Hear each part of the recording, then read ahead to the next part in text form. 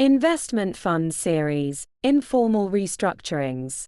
If faced with the real possibility of having to plan for a future insolvency event, it is prudent for directors and investment managers to explore out-of-court options and seek professional assistance at an early stage. While investors are ordinarily contractually entitled to regular financial updates on their investments and are usually sophisticated actors, the investment managers are naturally best placed to predict or foresee potential threats to asset value and to plan accordingly. From our experience, the likelihood of implementing a consensual restructuring is underpinned by forward thinking and prudent decision-making on the timing of open dialogue with stakeholders. While a run on redemptions or the triggering of any suspension clauses are not fatal to an ability to effect a consensual restructuring, the knock-on effects, from reputational impact or even just practical issues, can reduce the likelihood of reaching an agreement with stakeholders if not managed properly. The redemption and suspension processes are determined by the company's constitutional documents. A redemption request might be instantaneous and immediately require satisfaction, or may not require satisfaction until a later period of time, e.g. 3 months. Whatever time period is specified or whatever suspension rights can be triggered, investment managers should consider the delicate balance of creating a potential restructuring within a timeframe that ensures they are acting sensibly in the commercial sense and ensuring that the timing of the dialogue process does not materially and negatively impact investors' faith in the existing decision-making structure or management more generally. There are numerous other points for investment managers to consider in the formulation of an informal restructuring plan and include issues such as classes of shares, voting rights, director obligations, forbearance agreements, and gating provisions.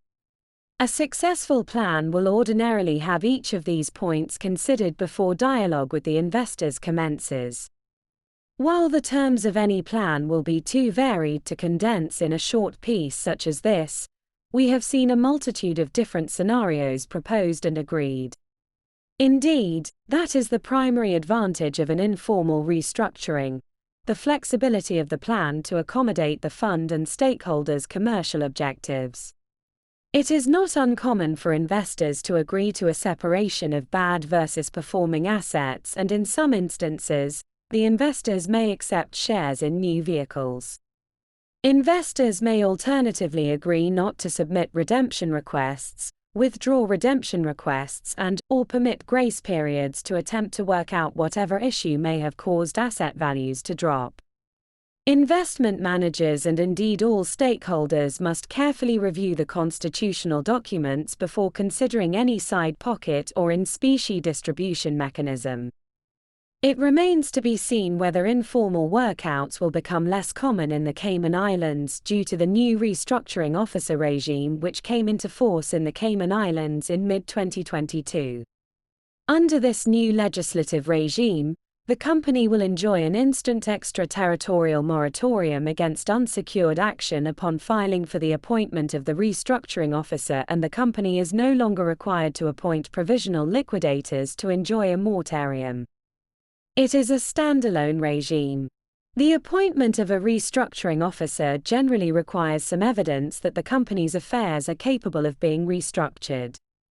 Evidence of having already conducted some consensual negotiations will usually be helpful in this respect, but is not necessarily a prerequisite. This modernized approach to restructuring may reduce any stigma previously associated with attempts to restructure via the provisional liquidation route. However, and while the restructuring regime is modernized and might be considered a more business-friendly model, it is still a formal court process that will be subject to the court's scrutiny and ultimate discretion in appointing a restructuring officer.